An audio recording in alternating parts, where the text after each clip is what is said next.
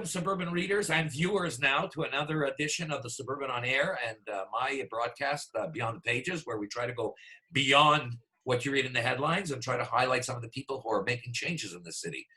Welcome again to my study turned studio, which I'm very happy that many of you like. And one of you very nice people wrote in and said, it makes you feel like Alistair Cook and Masterpiece Theatre. Perfect. It's exactly what I go for. We have two very special guests today, and before I introduce them, I want to give you some background.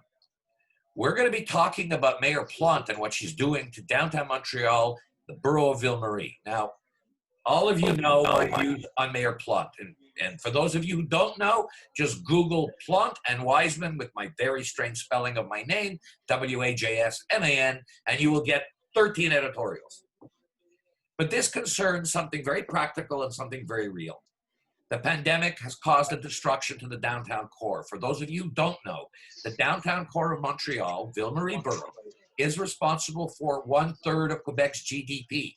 I'll repeat that, 1/3 of Quebec's GDP. There are 150,000 permanent residents in Ville-Marie borough, which makes it the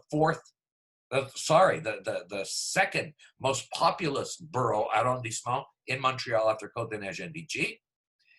And Mayor Plante has decided that this is the perfect time when businesses are trying to get back to work to cut traffic everywhere. She's done this through her whole mandate. Ville-Marie has lost almost 2,000 parking places, but now she's decided to reduce St. Catherine Street, the main commercial artery, from 4 lanes to 1, no parking, you can deliver stuff, and she thinks that it's a good idea for pedestrians to go out and that they will be spending the money. Some of you who've seen my stories and my notices, you've seen the pictures of St. Catherine Street, it's desolate. I've interviewed 37 merchants from Bishop to Phillips Square. 36 of them are dealing with their bankruptcy attorneys and their trustees. Don't think for a moment that this mayor is stupid. This mayor is opportunistic. She's counting on only 34% of Montrealers voting, as they did last time in the next mayoralty. Her supporters don't like cars because to them that represents money. Her supporters want her to attack business because if it was about the environment, they would all get together and lobby the governments to give tax credits so people can buy hybrid or electric cars. I'd like to save $300 a month on gas. I can't afford a $50,000 car. What they want to do is hurt freedom of mobility. They don't understand that people who drive cars have 2 jobs, or that they have to take their kids somewhere, or that they're taking their parents somewhere, or they're just going to shop and they want it to be convenient instead of going to the suburbs, which ostensibly Plante said she wanted to stop. We've written, we've demonstrated, I've even been in City Hall asking questions. But everybody was looking for what mechanism can be used to really affect true change in Ville-Marie. And my guests today have come up with something. Bernard Sanchez is a businessman in Ville-Marie borough. He's also president of the Shaughnessy Village Association, and he's president of SCBSI Consulting. And Jennifer Maccarone is the M&A for Westbound Ville-Marie, and my very good friend. And Bernard is my new friend. Bernard started a petition asking for self-government for Ville-Marie. Not even self-government, a restoration of what Ville-Marie had before 2009, when Mayor Tremblay made the mayor of Montreal also the mayor of Ville-Marie borough. So the second biggest borough in Montreal has no self-government. If it did, then Mayor Plante couldn't do what she wants downtown without some kind of representation from the people who live and work there and pay the taxes there. And maybe we would have a little bit of relief from a situation with the Chambre de Commerce de Montréal released a report 2 weeks ago demonstrating only 5% of the 440,000 people who work in Ville-Marie have actually come back to work. It is catastrophic. It was catastrophic for the premier. Mr. Legault made a press conference where he actually begged employers to get their offices back to at least 25%. It's not happening. Even Mayor Plante actually made a deal with Complexe Desjardins and the Palais de Congrès to cut parking rates in half. It's not helping. Bernard Sanchez, you started this. It's an online petition. It's a National Assembly petition, which requires a sponsor. which Jennifer is sponsoring. How did you come up with this idea? Well, very simple. When you look at, thank you, by the way, Beryl, to have me on this program. And I want to, you don't know how much I am thankful to Jennifer for helping in this petition. The thing is that I have tried, because I am the president of the Shaughnessy Association, Shaughnessy Village Association. I go to the borough's meetings almost every month.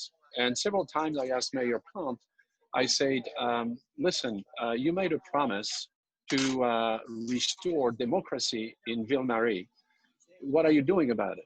So the third time that I asked her the question, she ended her answer by saying, you know what? I like being the mayor of Ville-Marie, but she made the promise, a personal promise, within 100 days to restore democracy and power for Ville-Marie. As you said, Ville-Marie. Let's just explain to our viewers what restored democracy means.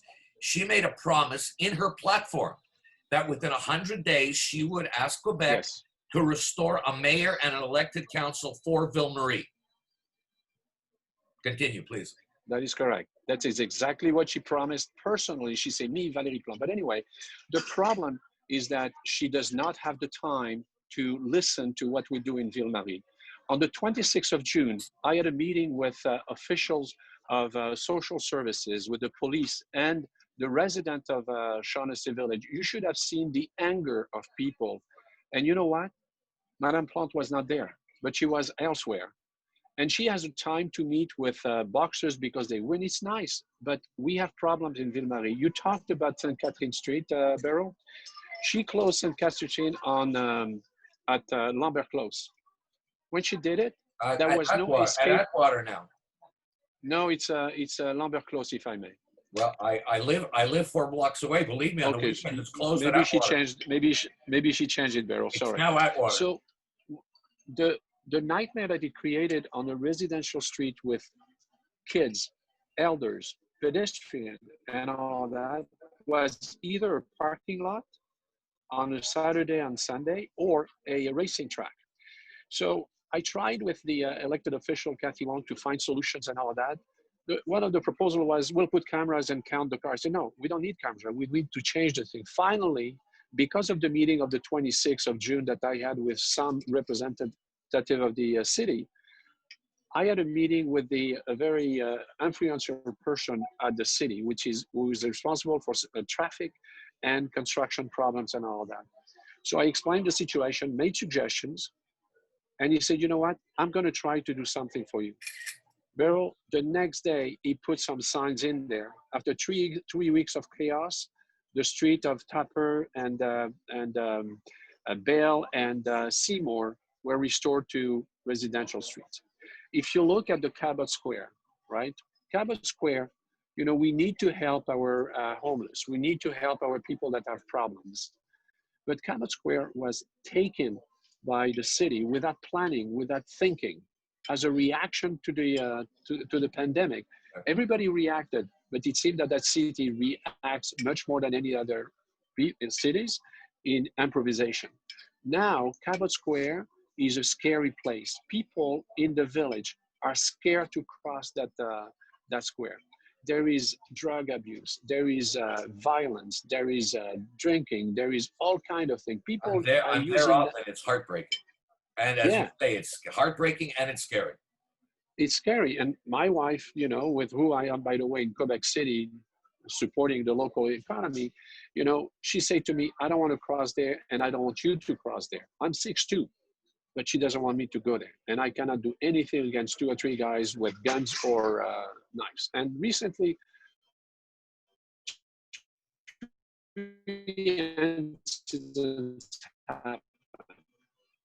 we never are able to meet the city. The mayor, I asked to have meetings with her to come to our AGA several times. She never showed up. What I get is an automatic reply, the mayor, thank you very much, blah, blah, blah, but she's not there. She said no more of a part-time mayor for Ville-Marie. You know, she's not part-time in Ville-Marie. She is never there. She is never, you know, one day somebody said, you know, the mayor came up to see the museum. I said, yeah, but that's the only thing she did. She doesn't help. I'm sorry, I didn't want to It's interrupt you okay. there. What you said about the traffic problems in the smaller streets. So I've seen this every day because I live 4 blocks from west of the area. And for those of you who don't know, Shaughnessy Village is the area where we have the Canadian Museum of Architecture, among other things, in the mansion of former Lord Shaughnessy. And it's the western end of Ville Marie. But what I've seen, first of all, her obsession with cars causes cars to idle. So you've got all these emissions going into the air, much more than before. But on the personal levels that you're talking about in those side streets, I've actually seen ambulances 3 times stuck. They have nowhere to move. And once I saw a fire truck trying to get down to the streets you're talking about near Tupper. They can't move off St. Catherine. I don't That's true. think she even realizes the public security concerns that she's created. You know, in 2008, there was an unfortunate accident at the corner of Tupper and Atwater. If you remember, a woman was killed by, an elder woman was killed by a truck. The truck said he did not see her. She didn't have time to cross. That was in November. So I wrote to the city. I called the people at the city and I said, are you going to change that light so we have time for our elders to cross? You know what? Nothing happened. I asked them to stop that site, that construction site that is still very dangerous. They say we can't do that. So I go on vacation in December during the holidays. I come back mid-January. Nothing has been done. So I get upset. I'm sorry, I do sometimes when I see that people are being killed in our street and nothing is done. So I called La Presse Plus. A journalist called me back and said, so what's happening? I explained to that. You know what? There was an article the next day in La Presse, and that same night was a borough's meeting for Ville Marie. The mayor took 20 minutes to explain that she is for the health of the people and this and this and that. And only the week after, they changed the lights timing. So he took an article in La Presse to get some reaction. You know what? She doesn't have the time to manage us. So let somebody else do the job. Part-time doesn't work. No time doesn't work. We need somebody that we elect, that we could talk to, and that we could have action from. Now, Bernard, I'm going to explain to the people about where they can see this petition and Jennifer's implication in it. But how did you come up with the idea of a National Assembly online petition? Well, I've been discussing with a lot of people, and I was going nowhere with the elected people in Peter McGill. Finally, I was able to talk to, because of my timing, not because of Jennifer. She's wonderful. She's very available. She's helping, supporting in any way she can. So when I spoke to her, the idea popped up that, maybe the solution is not to, because I wanted to talk to the minister.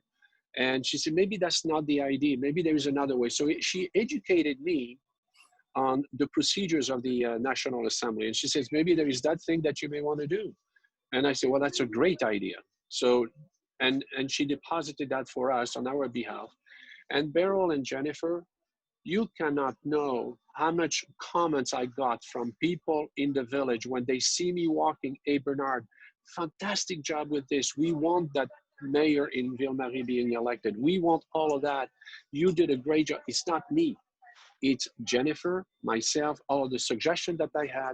That's how the idea came up, Beryl. Now we're gonna do everything we can, obviously, to publicize this petition. I personally would like to see at least 5,000 signatures on it. It's just started. Jennifer, how did an online petition at the National Assembly requires an M&A sponsor, correct? Correct. And then what Exactly. happens? So what happens when a significant number of people are reached? Let's say we reach 5,000. I think it's great if you have a lot of people that sign, but there have been petitions that have minimal number of signatures. At the end of the day, petitions are important at the National Assembly. There's time reserved just before question period in the Salon Bleu every day that we're in session so that we can deposit petitions in the names of our citizens because we need to hear their concerns. So assuming that there's a significant amount of individuals that take interest in the petition and sign it, there's multiple avenues that we can explore. The first one being, do we ask the National Assembly Commission to study the petition? And in so doing, I would have to write a letter to the Secretary of the Commission of Institutions and say, okay, you know, I have this petition, I deposited in the name of the citizens in my writing. I'd like for the members of the commission to have a discussion about what we can do and what the opening is in terms of the government's mindset to possibly make change and meet their expectations. That can lead to a variety of things. It can be that the minister acts immediately to enact change if she agrees. It can mean that there might be a deposit of a bill. It can mean that there might be a directive or a decree. There's a variety of options that are available to the government in the event that they choose to listen to the citizens from the riding and act on their behalf.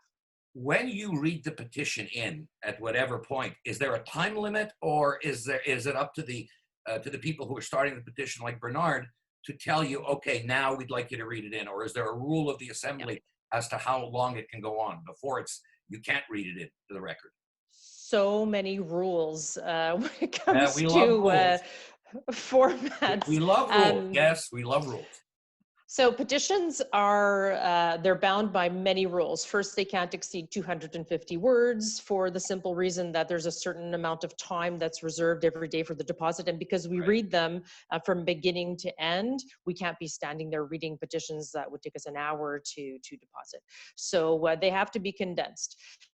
There is a time limit. Petitions can be online for a maximum of 3 months. After that, we reserve time through our leaders' offices for when it will be read. So right now, the petition's expiry date is the 17th of October. We're thinking that we'll revise that to give it a full 3 months to make sure that there's enough time for everybody to take the 30 seconds that it takes to sign a petition, because it's really super easy. You put your email, It really is. a person of interest, and it's usually reserved. It usually takes about a few days, less than a week anyway. Once the petition is ended, usually that time is reserved, depending on how many other petitions require depositing in the salon bleu. So it's quite fast once it's complete. And then in studying the petition, that would happen within a month to 2 months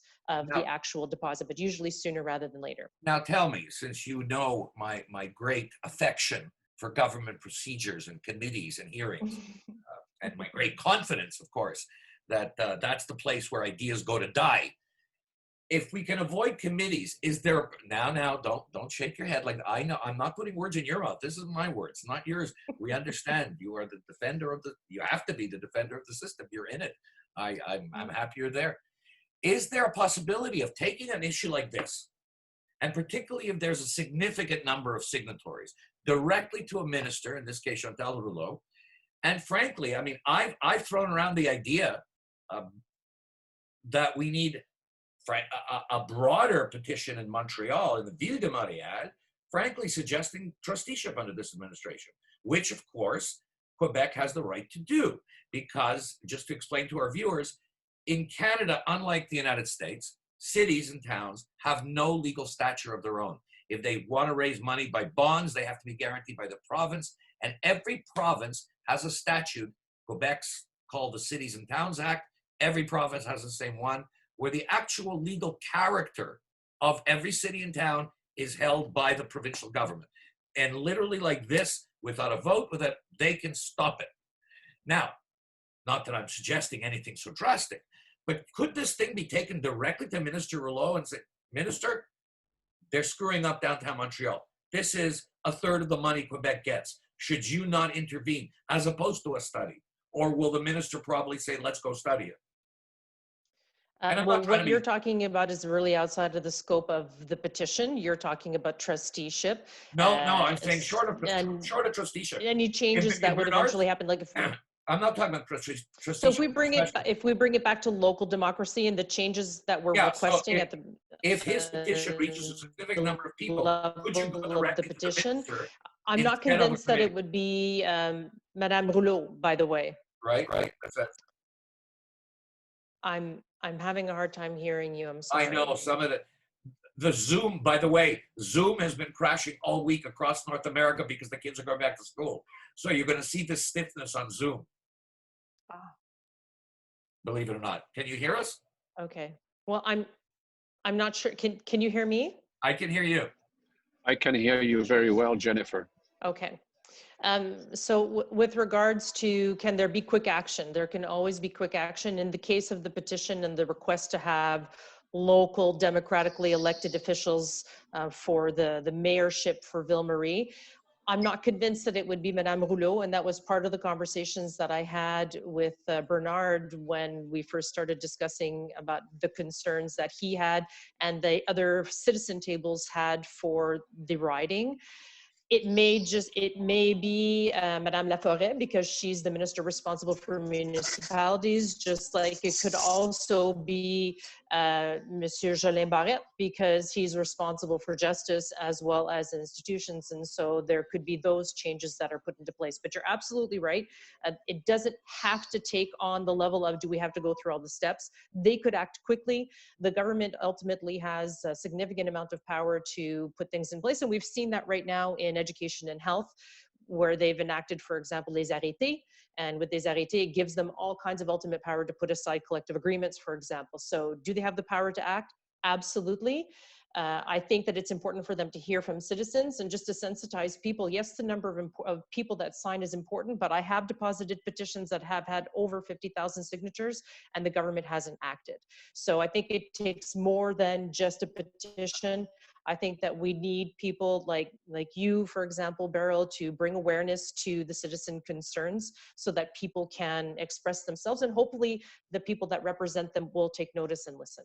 I'm going to put my lawyer's hat on for a second, because you're right. It's not about the number of signatures, but it's about the damage. So when you go to court for an injunction, the main thing you have to prove for an injunction is that if the court doesn't stop something from being done, that the damage will be so permanent that it can never be reversed. So the argument to a minister would be, if we don't get local democracy, or if we don't get control of Ville-Marie, the damage that Mayor Plante's policies will do, it's physical. She's physically constructing these higher sidewalks, one lane, will not be able to be undone. So if you don't stop her now, Minister, the citizens will continue to suffer with clogged traffic, with all these problems. That is the kind of argument that I would make. And Bernard, I don't know if you've ever thought of that broader argument, but is that in line with what you're thinking it was with the petition? It's absolutely in line. When I look at the business, as you mentioned, I'm in business and I make the decision. I'm helping companies to grow and all of that. But I cannot see the stores, the restaurants on St. Catherine, all of the street have been closed. That, in fact, I don't see bicycles stopping just to do shopping. It's people coming in, they cannot park, they cannot stop to do their thing. Of course, there is this sign that says you have a parking 200 blocks away, but that doesn't help. Business has to grow. Business is what helps companies and mostly citizens to be in a better life, in a better situation. Our mandate as the Shaughnessy Village Association is to improve the quality of life in the village. Our quality of life has diminished drastically since the Plante administration came in power. And I would like to say one thing, Beryl, before we decide to close that Zoom meeting. We are talking about democracy and helping the heart of business in Montreal, in Quebec. The people, the municipal people elected by democracy, all of them in Montreal should sign the petition. Absolutely. And if they do not sign it, maybe the electoral people should say, why didn't you do not? They were elected because of democracy. They should respect and support democracy. They should sign for that petition now. They should not wait tomorrow. And every news guy should ask them the question, did you sign the petition?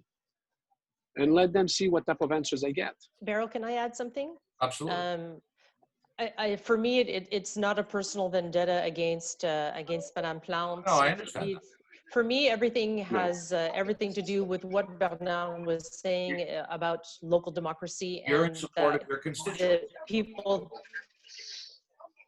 Well, and whether you agree or disagree, I think that there's something to be No, said it's that part if of the, you have taken on the responsibility to represent people, that you need to take it seriously, and whether you, it's hopefully, you know, she'll meet with them or her administration will meet with them. It's not just Shaughnessy Village, it's Peter McGill, it's Victor Hugo, it's Milton Park, it's a group of citizens that have said, hey, you know, there's a real issue here. Maybe there's something that we can discuss. So there should at least be a meeting.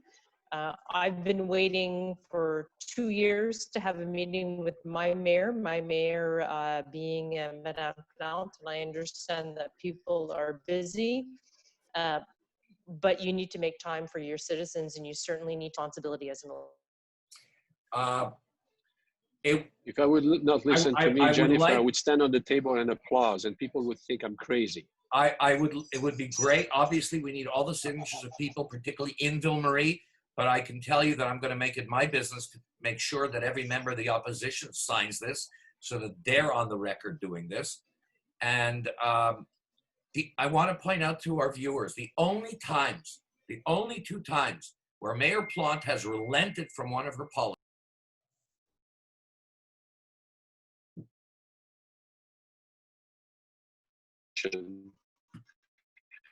Can you hear me? In helping I to told you the Zoom. restore democracy in Ville-Marie, to help the businesses to be able.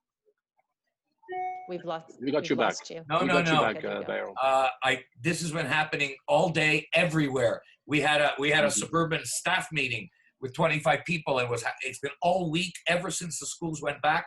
This is everywhere. So let me just summarize something. The only two times when Mayor Plante has relented from some of her policies were when people signed a petition.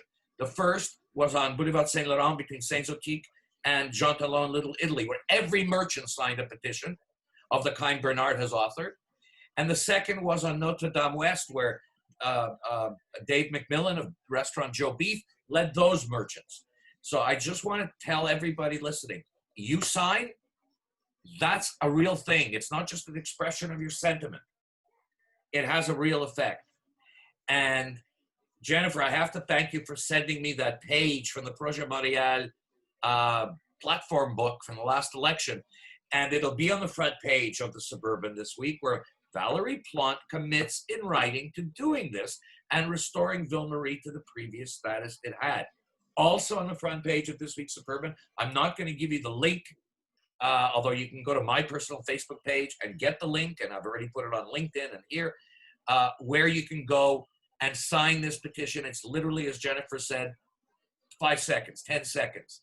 Bernard Sanchez, many thanks for doing this, and we'll be with you, and we'll be at your side. And Jennifer Maccarone, you're terrific, and you're doing what an MNA has to do.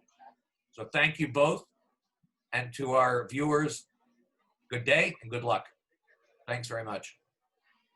Thank Bye, you, Beryl. everybody. Thank you, Jennifer. Thank you. Bye. Take care. Bye. Thank you. Great.